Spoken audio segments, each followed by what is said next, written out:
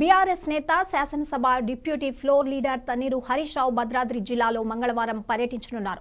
కాంగ్రెస్ ప్రభుత్వం సింగరేణి ఓసీలను ప్రైవేటీకరణం చేసే మెడికల్ బోర్డును లేకుండా చేసింది గాను కార్మికులకు అండగా నిలిచేందుకు బీఆర్ఎస్ పార్టీ సింగరేణి వ్యాప్తంగా అవగాహన కార్యక్రమాలను నిర్వహిస్తుందని, దీనిలో భాగంగా మంగళవారం జిల్లాకు రానున్నారు.